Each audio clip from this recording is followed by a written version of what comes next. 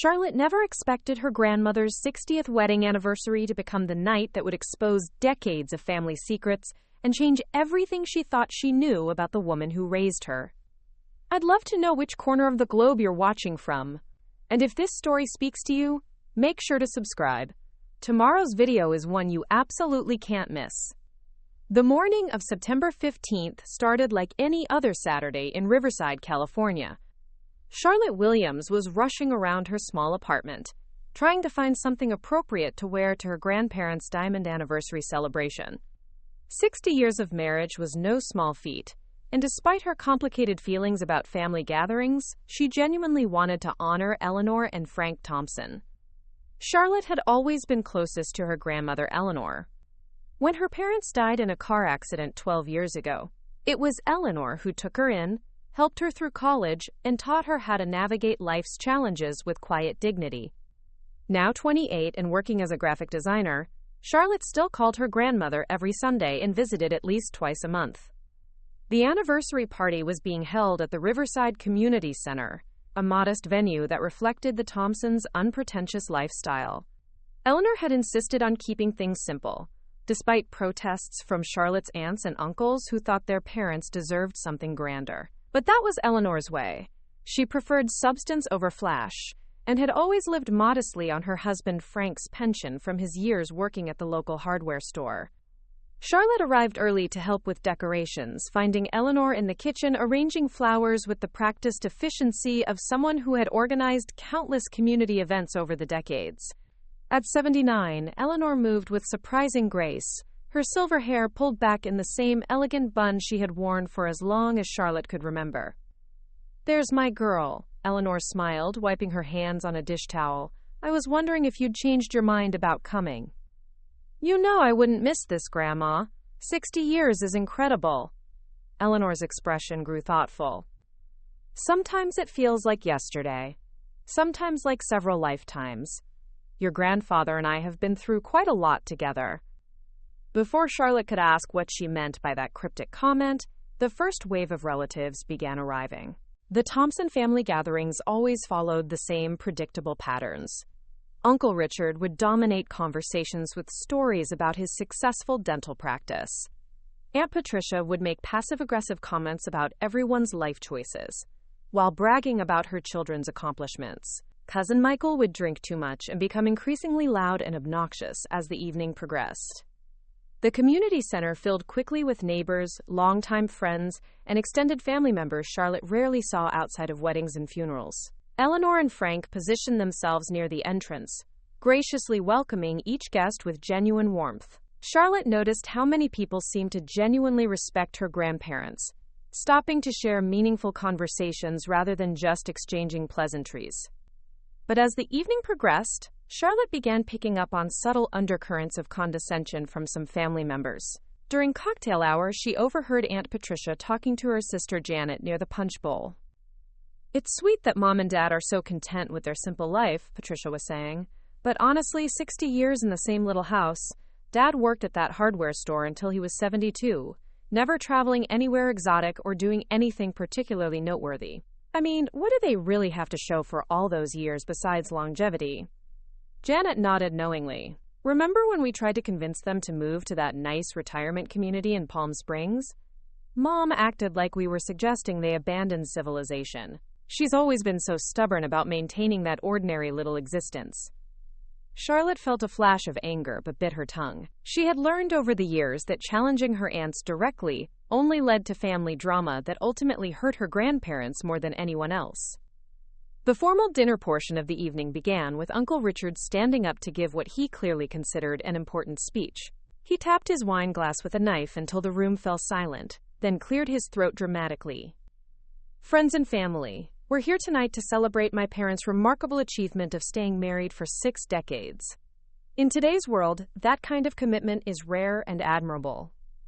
Frank and Eleanor have shown us all what it means to live a steady, reliable life built on simple values." Quote, he paused, seeming to gather his thoughts, but Charlotte could tell from his tone where this was heading. "Now, my parents never sought fame or fortune. Dad spent his career helping people find the right screws and paint colors at Thompson Hardware. Mom volunteered at the library and organized church socials. They raised 4 children, lived within their means, and never caused anyone any trouble. They represent the backbone of America, the ordinary, decent people who keep communities running smoothly without ever asking for recognition or acclaim. The speech continued in this vein for several more minutes, with Richard painting an increasingly patronizing picture of his parents as lovably simple people who had lived unremarkable but virtuous lives. Charlotte watched her grandmother's face during the speech, noticing subtle changes in expression that suggested Eleanor was less pleased with this characterization than she was letting on. When Richard finally finished and the applause died down, Frank stood up slowly. At 81, Charlotte's grandfather was still tall and distinguished, though his movements had become more deliberate with age. He smiled at the gathered crowd with the same quiet confidence Charlotte remembered from her childhood. "Thank you, Richard, for those kind words," Frank said, his voice carrying easily through the room despite his age. "Eleanor and I are grateful to have all of you here tonight. 60 years gives you a lot of memories to sort through, and we've been blessed with more adventures than most people might expect." He paused, glancing at Eleanor with an expression Charlotte couldn't quite interpret. Some stories are worth waiting for the right moment to tell. Tonight feels like one of those moments. Charlotte noticed her grandmother nodding slightly, as if giving Frank permission for something. The room had grown unusually quiet, sensing that something significant was about to happen. "Many of you have known us for decades," Frank continued, "but there are aspects of our life together that we've kept private. Not out of shame or secrecy, but because some experiences are too important to share casually." He reached into his jacket pocket and pulled out an old leather wallet, worn smooth from years of handling. From it, he extracted what looked like an official document, carefully unfolding it as the room watched in fascination. "This might change how some of you think about our ordinary life together," Frank said, holding up the document so everyone could see it was some kind of official certificate or commendation. Charlotte felt her heart racing, suddenly aware that everything she thought she knew about her grandparents might be about to change. The condescending smiles on her aunts' and uncles' faces were beginning to fade, as they realized this wasn't going to be another humble, self-deprecating speech about the virtues of simple living. Frank cleared his throat and began to read from the document in his hand, his voice taking on a gravity that commanded absolute attention from everyone in the room. Frank's weathered hands steadied as he held the document higher, ensuring everyone could see the official seals and signatures that marked it as something far more significant than a retirement certificate or community service award. "This is a presidential unit citation," Frank announced, his voice carrying a weight that seemed to transform the entire atmosphere of the room. "Awarded to the men and women of Operation Neptune's Shadow, a classified mission that took place between 1962 and 1967. The silence that followed was profound. Charlotte could hear the hum of the air conditioning system and the distant sound of traffic outside. But inside the community center, no one seemed to be breathing. Frank continued, his posture straightening as decades seemed to fall away from his shoulders. "I wasn't selling screws and paintbrushes in the 1960s. I was a lieutenant colonel in the United States Air Force, stationed primarily at Edwards Air Force Base, working on projects that wouldn't be declassified until long after most people assumed I was just another small-town hardware store owner." Charlotte felt the floor seem to shift beneath her feet. She looked at her grandmother, expecting to see surprise, but Eleanor's calm expression suggested she had been waiting for this moment for years. "The hardware store," Frank explained, "was what we called deep cover.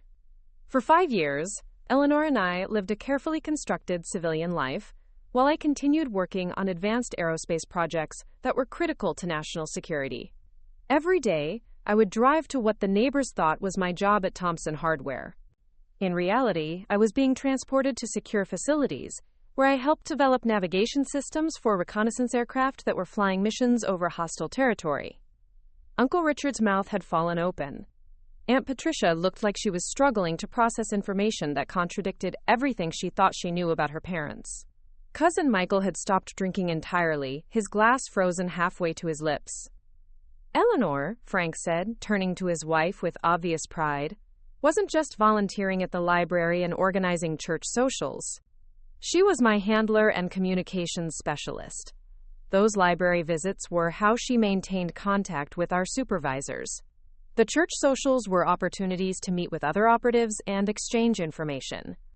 She speaks 4 languages fluently and has a photographic memory that made her invaluable to operations that required precise coordination. Eleanor stood up gracefully, her demeanor shifting in a way that made Charlotte suddenly see her grandmother through completely different eyes. The quiet dignity Charlotte had always admired now seemed less like natural grace and more like professional composure. "We volunteered for a deep cover assignment because we believed in the mission," Eleanor said, her voice carrying an authority that commanded respect. "The work we were doing was helping to prevent conflicts that could have escalated into much larger problems. We spent our 20s and early 30s living a double life because we thought it was the right thing to do for our country." Frank nodded and pulled out another document from his wallet. "This is a letter of commendation from the Secretary of Defense, dated 1968, thanking us for our service during what he called one of the most successful intelligence operations of the Cold War era. A lot of love and effort went into bringing this story to life. If you're enjoying it, we'd be so grateful if you'd subscribe to our channel. Now, back to where we left off." Charlotte's mind was racing, trying to reconcile these revelations with the grandparents she thought she knew. Suddenly, dozens of small details from her childhood began making sense in an entirely different context. The way Eleanor always seemed to know things before anyone else told her. How Frank could fix absolutely anything mechanical with an intuitive understanding that went far beyond what you'd expect from a hardware store owner. The mysterious phone calls that would sometimes come late at night, after which her grandparents would have hushed conversations in the kitchen. But why keep it secret for so long? Charlotte found herself asking, her voice barely above a whisper. Eleanor smiled, the same warm expression Charlotte remembered from childhood, but now layered with depths she was only beginning to understand. Operational security doesn't end just because a mission is officially completed. There were people involved in those operations who continued working in sensitive positions for decades afterward. Protecting their identities and the details of what we accomplished was more important than getting credit for our service. Frank carefully folded the documents and returned them to his wallet. "We've been living under what's called permanent cover for over 50 years. As far as most of the world was concerned, we really were just a small-town couple who ran a hardware store and raised 4 children in Riverside, California. The only people who knew the truth were our immediate supervisors and a handful of other operatives who worked similar deep cover assignments." The room remained eerily quiet as family members struggled to process this information. Charlotte watched her aunts and uncles exchanging bewildered glances, clearly trying to figure out how to respond to learning that their parents had been living a completely different reality than any of them had ever imagined. "So when you retired from the hardware store," Uncle Richard finally managed to say, "you were actually retiring from active intelligence work," Frank confirmed, "though we maintained our cover identities and continued providing consultation on certain projects until the mid-1990s. The hardware store was real. We actually ran it and served the community, but it was also the perfect front for activities that required us to maintain flexible schedules and have legitimate reasons to travel throughout Southern California." Charlotte was beginning to understand why her grandmother had always seemed so unimpressed by other people's problems and dramas. When you've spent decades coordinating covert operations and managing classified information, suburban family disputes probably seem relatively trivial. "Were we ever in danger?" asked Aunt Janet, the first family member to ask a practical question. Eleanor and Frank exchanged a look that suggested this was a conversation they had anticipated having eventually. "There were risks," Eleanor admitted, "but we were professionals, and we were very good at what we did. The biggest danger was always the possibility that our cover would be blown accidentally, someone recognizing Frank from his military service, or me making a mistake that revealed knowledge I wasn't supposed to have as a small-town librarian volunteer." Frank pulled out his chair and sat down, suddenly looking every one of his 81 years. "We've been waiting for the right time to share this with the family. Most of the operations we worked on have been declassified now, and the people we were protecting have either retired or passed away. We figured our diamond anniversary was an appropriate moment to finally tell our children and grandchildren who we really were during those years." Charlotte felt a strange mix of pride, confusion, and something approaching awe. Her quiet, unassuming grandparents had been living a life that sounded like something out of a spy novel, all while maintaining the facade of being ordinary small-town Americans. "There's more," Eleanor said quietly, glancing around the room at the faces of family members who were still struggling to absorb what they had already heard. "But perhaps that's enough revelation for one evening. Some stories are better told over coffee in the kitchen, not announced to a room full of people." The implication that there were additional secrets yet to be revealed sent a ripple of anticipation through the gathered family members. The formal anniversary celebration continued around them, but Charlotte noticed how the atmosphere had fundamentally shifted. Conversations at other tables had become more subdued, as if people were processing the weight of what they had just learned. The elderly neighbors who had known Frank and Eleanor for decades were looking at them with newfound respect and curiosity. Mrs. Henderson from next door approached their table during dessert, her expression a mixture of admiration and slight bewilderment. "Eleanor, dear, I've lived next to you for 37 years. I helped you plant those rose bushes in 1987. How did I never suspect anything?" Eleanor's laugh was genuine and warm. "Because we were very good at being exactly who we appeared to be. The best cover stories aren't fabrications. They're simplified versions of the truth. We really did care about the community. We genuinely enjoyed running the hardware store. And I actually loved organizing those church socials. The covert work was just another layer of our lives that we kept separate." Charlotte found herself studying her grandmother's face, searching for clues she might have missed over the years. "Grandma, remember when I was 10 and I asked you why you always seemed to know things before other people told you about them? You said you were just good at paying attention." "That wasn't a lie," Eleanor replied. "Intelligence work teaches you to observe details that most people overlook. But it also meant I sometimes had access to information through channels that a typical small-town resident wouldn't have." Frank leaned forward, his eyes taking on a distant quality as if he were accessing memories he hadn't shared in decades. "There was one incident in 1964 that almost compromised everything. I was working on navigation systems for the state Route 71 Blackbird program, though that aircraft wouldn't be publicly acknowledged for several more years. A Soviet agent had infiltrated the base, and there was concern that our entire operation was at risk." The table fell silent as family members leaned in, captivated by a story that sounded impossible coming from the man they had always seen as their dependable but unremarkable father and grandfather. "Eleanor was 8 months pregnant with Richard at the time," Frank continued, glancing at his eldest son who was staring at him with an expression of complete disbelief.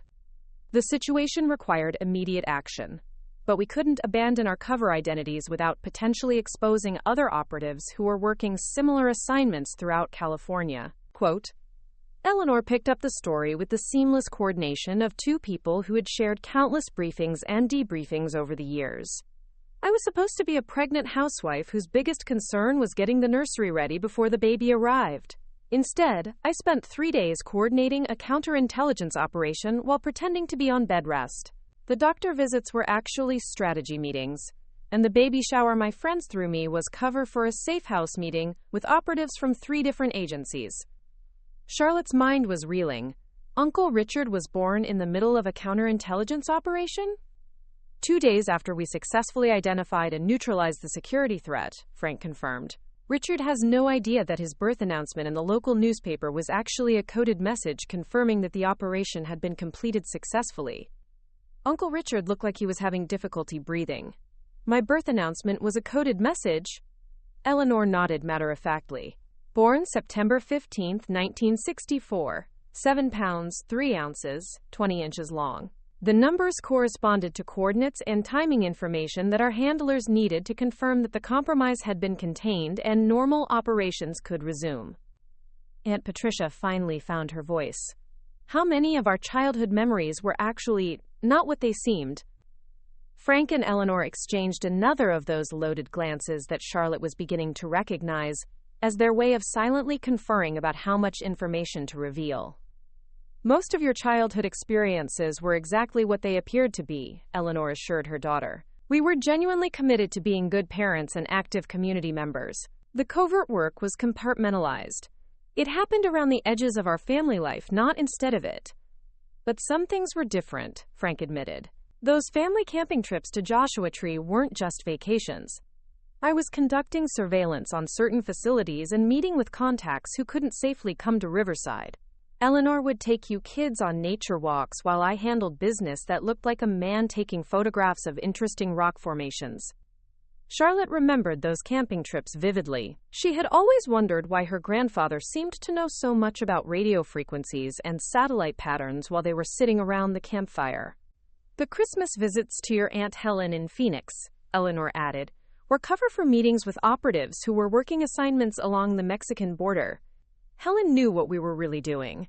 She was a former military intelligence herself and had agreed to provide us with a safe house when needed. Aunt Helen was military intelligence too? Cousin Michael finally spoke up, his voice cracking slightly. Still is, technically, Frank said. She's been retired from active duty for 20 years, but she continues to consult on certain projects. That's why she never married or had children. She's been dedicated to her career in ways that would have made a conventional family life very difficult. Eleanor reached across the table and took Charlotte's hand. I know this is a lot to process, sweetheart. We've been carrying these secrets for so long that sometimes we forget how shocking they must sound to people who've only known our cover identities. Charlotte squeezed her grandmother's hand, feeling the strength in those fingers that she now realized had probably handled equipment and documents that most people would never be cleared to see. I'm not shocked exactly, I'm impressed, and a little amazed that you managed to live such complex lives while making everything seem so normal and stable for all of us. That was the point, Frank said simply. The best intelligence operatives are people who can maintain their humanity and their personal relationships while serving their country. We never wanted our work to compromise our family or our community connections. The anniversary celebration was winding down around them, but Charlotte noticed that none of the immediate family seemed ready to leave. Everyone was clearly hoping for more revelations, more pieces of the puzzle that would help them understand the true scope of their parents' hidden lives. Eleanor seemed to sense this expectation.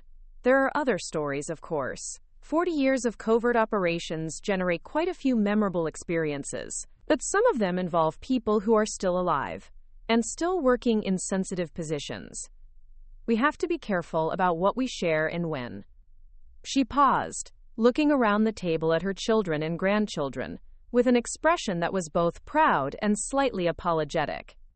What I can tell you is that your father and I have lived a life of service that we're proud of, even though we couldn't share the details with you until now. We've helped prevent conflicts, protected national security, and contributed to operations that made the world a safer place.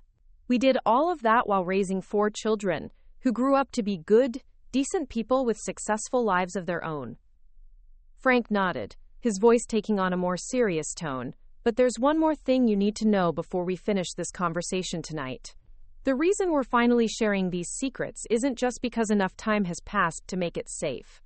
Something has happened recently that changes our situation. Frank reached into his jacket pocket again, but this time he pulled out a modern smartphone. Something Charlotte had never seen her grandfather use before. The family had always assumed he was too set in his ways to bother with contemporary technology. 3 weeks ago, Frank began, I received a call on a number that hasn't been used in over 15 years. It was from Director Sarah Chen of the Defense Intelligence Agency. Eleanor's posture straightened almost imperceptibly, and Charlotte caught a glimpse of what her grandmother must have looked like during active operations. Alert, focused, and ready for anything. Director Chen informed us that several operations we worked on in the late 1960s have become relevant again due to current geopolitical situations. Apparently, some of the intelligence networks we helped establish are being reactivated, and our knowledge of those systems is needed for briefing current operatives. The weight of this revelation settled over the table like a heavy blanket. Charlotte felt her understanding of the situation shift once more. This wasn't just about sharing long-held family secrets. Her grandparents were apparently still valuable assets to the intelligence community. She's asked us to come to Washington next month, Eleanor added quietly. Not for active duty, obviously, but to serve as consultants on certain historical aspects of operations that are being updated for modern implementation. Uncle Richard finally found his voice again. You're saying that at 81 and 79 years old, you're still being called upon by the government? Institutional memory is invaluable in intelligence work, Frank explained. There are details about how certain networks were established, why specific protocols were put in place, and which individuals can be trusted that exist nowhere in official files. That information lives in the minds of people like Eleanor and me. Charlotte was beginning to understand the true magnitude of her grandparents' careers. How many other people are there like you? Other couples living under permanent cover in small towns across America? Eleanor and Frank exchanged another of their meaningful glances before Eleanor answered. More than you might expect. Fewer than Hollywood would have you believe. The deep cover program we were part of placed approximately 200 operatives in civilian identities throughout the United States between 1960 and 1975. Most of us have maintained those identities for decades. Are you in contact with any of the others? Aunt Patricia asked. Occasionally, Frank admitted. Remember Bob and Helen Martinez, who used to run the auto parts store in San Bernardino? They were part of our program. When Bob had his heart attack 5 years ago, Eleanor and I drove up to visit them in the hospital. To everyone else, we were just old friends checking on a sick neighbor. In reality, we were coordinating with 2 other retired operatives about how to handle certain protocols if Bob didn't recover. Charlotte's mind was spinning with the implications. How many people in our lives were actually operatives? Not many, Eleanor assured her. The program was designed to embed operatives in genuine communities with real relationships. Most of our friends and neighbors were exactly who they appeared to be, but there were a few exceptions. Frank scrolled through his phone with surprising dexterity. Dr. Williams, who delivered all 4 of our children, was actually a military medic who had been placed in civilian practice to provide medical support for operatives and their families. He knew about our real identities and could provide treatment without asking questions about certain injuries or medical needs that might arise from our work. Dr. Williams knew? Uncle Richard looked stunned. He was our family doctor for 25 years. And an excellent one, Eleanor said fondly. Having medical support who understood operational security was crucial. There were times when Frank came home with injuries that would have been difficult to explain to a civilian doctor. Charlotte was starting to feel like she was discovering that her entire childhood had taken place in an elaborate theatrical production where most of the cast didn't know they were performing. Were there ever any close calls? Times when your cover was almost blown? Frank's expression grew more serious. There was an incident in 1971 that came very close to exposing not just us, but the entire West Coast network. A journalist from the Los Angeles Times was investigating what he thought was a story about corruption in local hardware stores, suppliers overcharging government contracts. He had no idea he was actually stumbling onto a massive intelligence operation. Eleanor continued the story with the practiced ease of someone who had debriefed this incident many times over the years. The reporter had noticed that certain hardware stores throughout California were receiving unusually large orders for very specific types of equipment, items that didn't make sense for typical retail operations. He thought he was uncovering fraud, but he was actually mapping out supply lines for covert operations. What happened to him? Charlotte asked, though she wasn't entirely sure she wanted to know the answer. Nothing dramatic, Frank assured her. The reporter was approached by someone from the Attorney General's office and was briefed on why his investigation needed to be classified in the interest of national security. He was offered an exclusive story about a different government operation that was being declassified, and he agreed to redirect his attention. He never published anything about the hardware stores, Cousin Michael asked. He published a very different story about NASA procurement procedures, Eleanor said with a slight smile. Which was also true and much less sensitive than what he had originally been investigating. Frank put away his phone and leaned back in his chair. The point is that our work required constant vigilance and coordination with people throughout the intelligence community. We weren't operating in isolation. We were part of a much larger network of individuals who were all working toward common objectives. Charlotte looked around the community center, which had mostly emptied out while they had been talking. The cleanup crew was beginning to stack chairs and fold tables, but their family remained clustered around their table, still processing these revelations. So when you decided to really retire, she said slowly, when you sold the hardware store and started acting like typical grandparents, Was it a conscious choice to step away from all of this?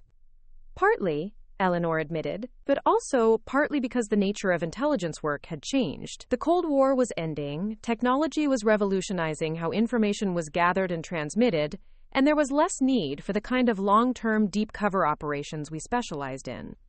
Frank nodded in agreement. By the 1990s, most intelligence work was being done through electronic surveillance and satellite technology rather than human networks. Our skills were becoming less relevant to current operations. Until 3 weeks ago, Eleanor added pointedly. Until 3 weeks ago, Frank confirmed. Apparently, the pendulum has swung back toward valuing human intelligence and personal relationships. Some of the networks we helped establish 50 years ago are proving relevant to current situations that require the kind of personal connections and institutional knowledge that can't be replicated through technology. Charlotte felt a strange mixture of pride and concern. Are you actually going to Washington? Are you going back to work for the government? Eleanor reached over and patted her granddaughter's hand reassuringly. We're going to Washington to share what we know with people who need that information. Whether that leads to any ongoing involvement remains to be seen. Frank's phone buzzed, and he glanced at it with an expression that suggested this wasn't a typical social media notification or weather update. That's Director Chen, he said quietly. She's moved up our meeting. We need to be in Washington by Thursday. The urgency in Frank's voice transformed the atmosphere at their table from curiosity to genuine concern. Charlotte watched her grandmother's demeanor shift again, this time into what she now recognized as operational mode, calm, focused, and ready to move quickly when necessary. Thursday? Eleanor confirmed, already mentally calculating logistics. That gives us less than 4 days to prepare. Frank was reading the message more carefully, his expression growing increasingly serious. Director Chen says there's been a development in Southeast Asia that requires immediate consultation on Operation Jade Phoenix. She needs our first-hand knowledge of contact protocols we established in 1967. Charlotte had never heard her grandfather mention Operation Jade Phoenix before, but the way Eleanor's eyes sharpened suggested this was significant. I thought Jade Phoenix was permanently deactivated after the Paris Peace Accords, Eleanor said quietly, her voice carrying undertones that suggested this conversation was venturing into territory that might still be classified. Apparently not, Frank replied, showing her the phone screen. According to this, some of the asset networks we helped establish are still active, and there's intelligence suggesting they may have information relevant to current regional conflicts. Uncle Richard looked back and forth between his parents with a growing alarm. Are you telling us that you might be getting pulled back into active intelligence work? At your age? Eleanor's laugh was dry, but not entirely humorless. Richard, honey, intelligence work isn't always about rappelling down buildings and engaging in car chases. Much of it involves sitting in secure conference rooms, sharing institutional knowledge with younger operatives who need to understand historical context. But some of it does involve more than that, Frank added soberly. Director Chen mentioned that we might need to make contact with certain individuals who will only trust communications from operatives they knew personally during the original operations. Charlotte felt a chill of genuine fear. Grandpa, you're talking about traveling to Southeast Asia to meet with people from 50-year-old intelligence networks. That sounds incredibly dangerous. Frank set down his phone and looked at his granddaughter with the same patient expression he had used when teaching her to change a tire or balance a checkbook. Charlotte, sweetheart, danger is relative. Eleanor and I have been maintaining relationships with these contacts for decades. We exchange Christmas cards with some of them. To the world, they look like routine correspondence between elderly friends. In reality, they're a way of keeping communication channels open for situations exactly like this. Eleanor pulled out her own phone and began scrolling through what looked like a contacts list. Let me show you something that might help you understand the scope of what we're discussing. She found what she was looking for and turned the screen toward Charlotte. It was a Christmas card photo from what appeared to be a family gathering. Multiple generations posed in front of a Christmas tree with a handwritten note at the bottom. This arrived last December from the Nguyen family in Ho Chi Minh City. To anyone looking at our mail, it's a holiday greeting from old friends. But look at the positioning of the people in the photograph. Charlotte studied the image more carefully. The family members were arranged in what seemed like a natural grouping, but Eleanor was pointing out subtle details. Hand positions, who was standing next to whom, small objects visible in the background. It's a coded message, Charlotte realized. They're communicating information through the Christmas card photo. Exactly. And our response card, which showed our family gathered around our own Christmas tree, included our own coded information about our status and availability. We've been maintaining these communication protocols for decades, just in case they were ever needed again. Aunt Patricia leaned forward, studying the photograph with newfound interest. How many of these relationships do you maintain? Frank pulled out a small notebook, the kind of address book that most people had abandoned in favor of digital contacts lists. We have active communication with former assets and operatives in 17 countries. Most of them are now respected business leaders, government officials, or community elders in their respective regions. To their neighbors and colleagues, they're successful citizens who occasionally receive letters from American friends they met decades ago. But they're all part of intelligence networks that could be reactivated if necessary, Eleanor confirmed, and apparently that necessity has arisen. Charlotte was beginning to understand that her grandparents weren't just being consulted about historical operations. They were potentially being asked to reactivate relationships and protocols that had been maintained in dormancy for decades. What exactly is happening in Southeast Asia that requires this kind of response, she asked. Frank and Eleanor exchanged another of their loaded glances before Frank answered carefully. Without getting into classified details, there are indications that certain regional conflicts are being influenced by external actors who are using some of the same methods and networks that were active during the Cold War era. The intelligence community needs to understand how those historical networks functioned in order to counter current operations. Eleanor's phone buzzed, and she glanced at it with an expression that suggested she was receiving information that was both expected and unwelcome. That's confirmation of our travel arrangements, she said quietly. We fly out Tuesday morning, military transport to Andrews Air Force Base, then immediate transfer to a secure briefing facility. The reality of the situation was beginning to sink in for Charlotte. Her grandparents weren't just sharing family secrets anymore. They were being recalled to active duty in some capacity, and the timing suggested that whatever was happening was urgent enough to require their immediate involvement.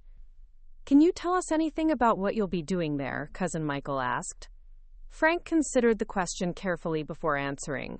We'll be briefing current operatives on historical protocols, helping them understand how to approach contacts who may have information relevant to current situations, and possibly facilitating communications with individuals who have been maintaining low-level intelligence gathering for decades.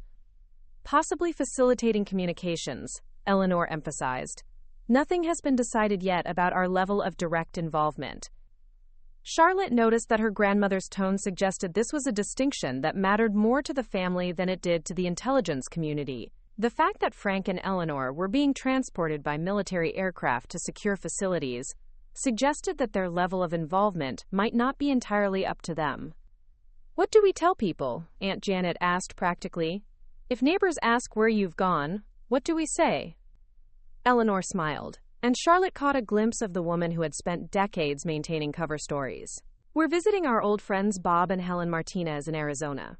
They've invited us to stay for a few weeks while Bob recovers from his recent surgery. It's the kind of trip that would be completely normal for people our age. Except Bob and Helen Martinez are former operatives who understand operational security, Frank added. If anyone actually tries to contact us there, they'll provide appropriate responses that maintain our cover story. Charlotte realized that even this family conversation was taking place within layers of operational planning that her grandparents were implementing automatically, without conscious thought. How long will you be gone? She asked, though she was beginning to suspect that her grandparents might not know the answer to that question themselves. Eleanor's expression grew more serious. That depends on what we learn in Washington, and what level of involvement the situation requires. This could be a week of briefings, or it could be the beginning of something much more extensive. Frank put his arm around his wife's shoulders in a gesture that was both affectionate and protective. What I can promise you is that we'll be careful, We'll stay in communication as much as operational security allows, and we'll come home when the job is finished. The phrase, when the job is finished, hung in the air with implications that no one at the table was quite ready to fully process. The drive home from the anniversary celebration was unlike any car ride Charlotte had ever experienced with her grandparents. Instead of the usual comfortable conversation about the evening's events and which relatives had said what, the three of them sat in contemplative silence as the implications of the night's revelations continued to unfold. Charlotte found herself studying her grandmother's profile in the passenger seat, trying to reconcile the woman she had known her entire life with someone who had spent decades coordinating covert operations. Eleanor sat with the same quiet composure she had always displayed, but now Charlotte could see it differently, less like natural calmness and more like professional discipline. When they arrived at her grandparents' house, Charlotte made a decision that surprised even herself. "I'm staying with you tonight. I want to help you prepare for whatever you're walking into." Frank and Eleanor exchanged one of their meaningful glances before Eleanor nodded.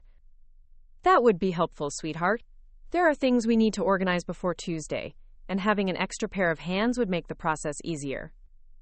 Inside the house that Charlotte had visited countless times over the years, everything looked exactly the same but felt completely different. The comfortable living room furniture, the family photographs on the mantel, the well-worn books on the shelves, all of it now seemed like props in an elaborate stage set designed to maintain their cover identities. Eleanor headed toward the hallway closet while Frank went upstairs to what Charlotte had always assumed was just a spare bedroom used for storage. She followed her grandmother and watched in fascination as Eleanor moved aside winter coats and boxes of holiday decorations to reveal a panel in the back wall that Charlotte had never noticed before. Behind the panel was a small safe, the kind that would hold important documents and valuables. But when Eleanor opened it, Charlotte saw that it contained items that went far beyond typical household important papers. "These are communication protocols that we've maintained for 50 years, Eleanor explained, pulling out a series of manila folders, contact information, coded message formats, emergency procedures, and backup plans for situations exactly like this." Each folder was labeled with what appeared to be innocuous titles: Recipes from Helen, Bob's Fishing Stories, Church Committee Notes. But Charlotte was beginning to understand that these were likely code names for different operational networks. Frank's voice called down from upstairs. "Charlotte, could you come up here for a minute? I want to show you something." She climbed the stairs to find her grandfather in the spare bedroom, which looked completely different than it had an hour earlier. What she had always assumed was simply furniture covered with dust cloths turned out to be sophisticated communication equipment, carefully maintained and apparently still functional. "This is a secure satellite communication system," Frank explained, pointing to what looked like a complex radio setup. "We've tested it monthly for decades to ensure it would be operational if we ever needed it again." Charlotte stared at the equipment in amazement. "This has been here the entire time? Every time I've been in this house, you've had a military-grade communication center in your spare bedroom?" "Hidden in plain sight," Frank confirmed. "Most people see what they expect to see. Covered furniture in a spare room looks like storage to visitors. They don't look closely enough to notice the antenna systems or the power requirements." He moved to what Charlotte had always thought was an old wardrobe and opened it to reveal shelves lined with additional equipment, documents, and what appeared to be emergency supplies. "These are go bags," Frank explained, indicating two backpacks that looked well-maintained despite their apparent age. "We've kept them updated and ready for decades, just in case we were ever called back into active service." Charlotte picked up one of the backpacks, surprised by its weight. "What's in them?" "Everything we would need for extended operational deployment. Clean identification documents, currency from multiple countries, emergency medical supplies, specialized communication devices, and personal items that would help maintain cover identities in various situations." Eleanor appeared in the doorway carrying an armload of folders. "We need to review current protocols and update our contact information before we leave for Washington. Some of these networks may have changed significantly since our last comprehensive briefing." The next several hours passed in a blur of activity that gave Charlotte a glimpse into the operational precision that had defined her grandparents' professional lives. Eleanor spread documents across the dining room table, cross-referencing information from multiple sources, and making notes in shorthand that Charlotte couldn't read. Frank tested communication equipment and updated computer files on a laptop that looked far more sophisticated than anything Charlotte would have expected her grandfather to own. Around midnight, Charlotte found herself sitting at the kitchen table watching her grandmother decode what appeared to be routine business correspondence from contacts around the world. "This letter from Mr. Chen in Singapore," Eleanor explained, "looks like a note from an old friend updating us about his grandchildren's school achievements. But the specific details about test scores and graduation dates are actually intelligence about shipping schedules and personnel changes at the Port of Singapore." She pulled out another letter, this one, handwritten on flowery stationery. "Mrs. Petrova in Prague sends us updates about her garden and her recipe experiments.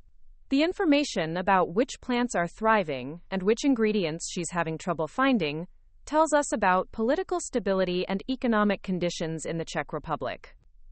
Charlotte was beginning to understand the remarkable scope of the intelligence network her grandparents had maintained. "How many people are sending you coded information?" "Not many are sending intelligence," Eleanor clarified. "Most of our contacts are simply maintaining communication channels that could be activated if necessary. They're going about their normal lives, but they're also keeping us informed about significant changes in their situations or their regions." Frank joined them in the kitchen, carrying a file folder and looking more serious than Charlotte had seen him all evening. "I've been reviewing the background information on Operation Jade Phoenix. The situation is more complex than Director Chen initially indicated." He sat down and opened the folder, revealing what appeared to be recent intelligence reports, mixed with historical documents from the 1960s. "The asset networks we established in Southeast Asia weren't just gathering information during the Vietnam War era. They were also monitoring Chinese and Russian influence operations throughout the region. Some of those influence networks have apparently been reactivated, and they're using updated versions of the same methods we were tracking 50 years ago." Eleanor looked up from her correspondence. "Which means our historical knowledge isn't just helpful for understanding what happened in the past. It's directly relevant to countering what's happening right now." Charlotte felt a growing sense of unease about what her grandparents were being asked to do.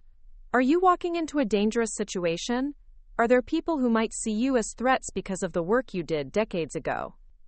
Frank closed the folder and looked at his granddaughter with an expression that was both reassuring and completely honest.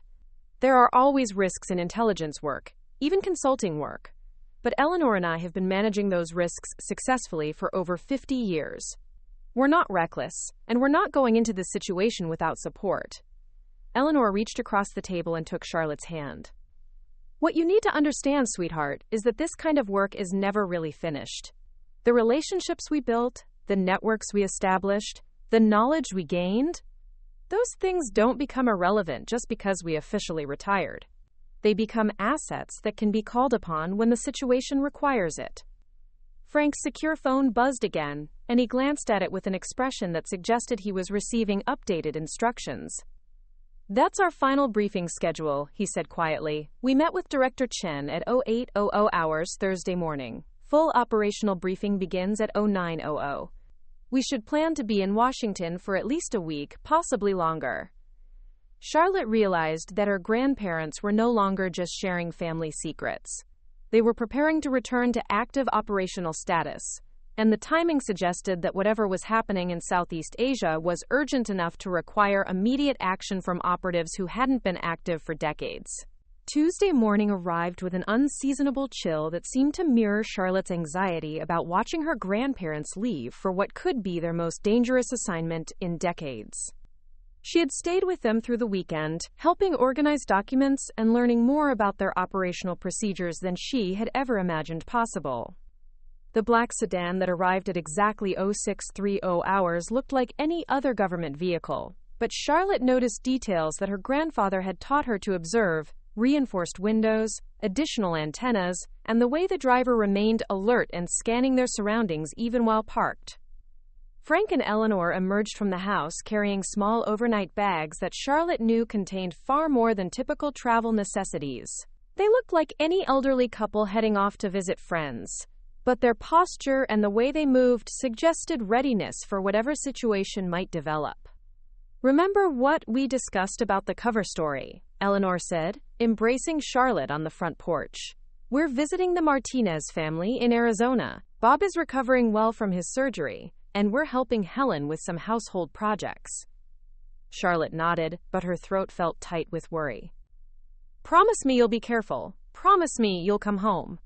Frank put his arms around both women. "We've been doing this kind of work longer than you've been alive, sweetheart. We know how to stay safe, and we know when to ask for help." The sedan's driver, a woman in her 30s who introduced herself simply as Agent Davis, helped load their bags while maintaining the kind of professional awareness that Charlotte was beginning to recognize as standard among intelligence personnel. "Timeline remains flexible," Agent Davis informed them quietly. "Director Chen wants to assess the full scope of the situation before committing to specific operational parameters." Eleanor nodded in understanding, but Charlotte caught the slight tightening around her grandmother's eyes that suggested this level of uncertainty was more concerning than she was letting on. As the sedan pulled away from the house, Charlotte stood on the porch, feeling like she was watching her grandparents disappear into a world she was only beginning to understand. The quiet suburban street looked exactly the same as it had for years, but everything felt different now that she knew the truth about the people who lived behind its ordinary facades.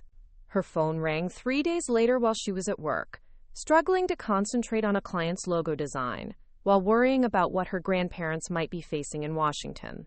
The caller ID showed Eleanor's number, but when Charlotte answered, she heard an unfamiliar voice. "Miss Williams? This is Director Chen with the Defense Intelligence Agency. Your grandmother asked me to call you with an update on their status." Charlotte's heart stopped. "Are they all right? Has something happened?" "They're both fine," Director Chen assured her quickly. "In fact, they've been extraordinarily helpful. The intelligence networks they established and maintained have provided information that's proving crucial to resolving the current regional situation." Relief flooded through Charlotte, but she sensed there was more to this call than a simple status update. "Are they coming home soon?" Director Chen paused before answering. "That's what I need to discuss with you. Your grandparents have been asked to extend their consultation period. The contacts they've been able to reach, the relationships they've maintained over the decades, these resources are more valuable than we initially realized." "How much longer?" Charlotte asked, though she was beginning to suspect she might not like the answer. "Potentially several weeks. There are individuals in 3 different countries who have agreed to meet with Frank and Eleanor personally. These are contacts who won't communicate through normal intelligence channels, but who trust your grandparents enough to share information that could prevent a significant regional conflict from escalating." Charlotte sank into her desk chair, trying to process what she was hearing. "You're asking them to travel to meet with foreign operatives. At their age." "I'm asking them to do what they've been doing successfully for over 50 years, Director Chen corrected gently. "These aren't dangerous confrontations or covert operations. These are meetings with respected individuals who happen to have access to information that could help maintain stability in a volatile region. Can I talk to them?" "Of course. Eleanor specifically asked me to arrange for you to speak with them this evening. They want you to understand that this is their choice, and that they believe the work they're doing is important." That evening's phone call was a conference connection that allowed Charlotte to speak with both grandparents simultaneously. Their voices sounded clear and confident, though she could hear the background hum that suggested they were calling from a secure government facility. "We're fine, sweetheart," Eleanor's voice came through with reassuring strength. "Better than fine, actually. It feels good to be using our skills for something important again." Frank's voice joined the conversation. "The work we're doing here isn't just about resolving current problems. We're helping to establish communication protocols that will prevent future conflicts. The relationships we built decades ago are proving to be bridges that can help different factions understand each other rather than resort to violence." Charlotte took a deep breath, trying to reconcile her worry with her growing pride in what her grandparents were accomplishing. "How long will you really be gone?" "We're scheduled to return home by the end of next month," Eleanor replied. "After that, we'll maintain our consulting relationship with the agency, but from Riverside. No more travel, no more extended assignments. Unless something really extraordinary comes up, Frank added with what sounded like a slight chuckle. Frank Thompson. Eleanor's voice carried a warning tone that made Charlotte smile despite her concerns. I'm kidding, Eleanor, mostly. 3 weeks later, Charlotte was working in her garden when she heard a car door slam in her grandparents' driveway. She looked over the fence to see Frank helping Eleanor out of what appeared to be the same black sedan that had picked them up a month earlier. They looked older somehow, more tired than when they had left, but also more vital, as if stepping back into their professional roles had reminded them of capabilities they had set aside but never lost. Charlotte ran over to embrace them, feeling relief flood through her as she confirmed they were really home and apparently unharmed. How did it go? She asked as they walked toward the house. Eleanor smiled with satisfaction. Better than we hoped. The contacts we met with in Singapore and Bangkok provided information that helped prevent what could have become a very serious situation. The networks we established 50 years ago are now helping to maintain peace in ways we never could have anticipated when we first created them. Frank unlocked the front door and held it open for both women. We've also established new protocols that will allow current operatives to maintain those relationships without requiring Eleanor and me to travel internationally. We can provide consultation and coordination from home. Inside the familiar living room, Charlotte noticed that her grandparents moved with a different kind of confidence than they had displayed even a month ago. They had been reminded of their professional competence and the value of their decades of experience. So you're really retired now? Charlotte asked. Eleanor laughed, the sound carrying warmth and a hint of mischief. We're consultants now.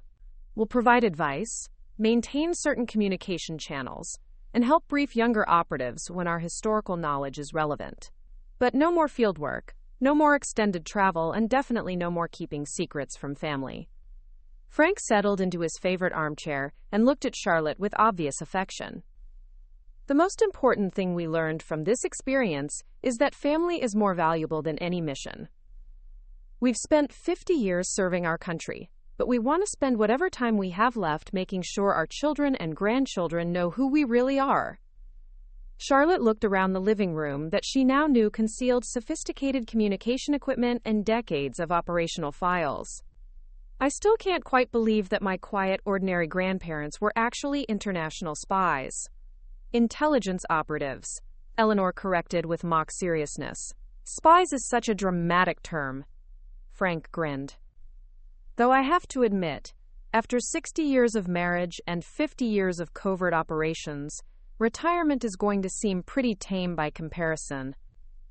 Eleanor reached over and took his hand, the same gesture of partnership that Charlotte had watched them share countless times over the years, but which now carried the weight of decades of shared secrets and extraordinary experiences. I think we've earned some tame, Eleanor said contentedly. Besides, we still have grandchildren to spoil and community events to organize. Real retirement might be our most challenging mission yet. Charlotte laughed, finally beginning to believe that her remarkable grandparents were truly home to stay, and that the most extraordinary chapter of their lives had given way to something equally valuable, the chance to be grandparents who no longer had to hide who they really were. Looking for more? We've got 2 amazing stories ready for you right on screen. If this one touched you, these are absolutely worth your time. Click to watch them now. And hey, subscribe and hit that bell to never miss our latest uploads.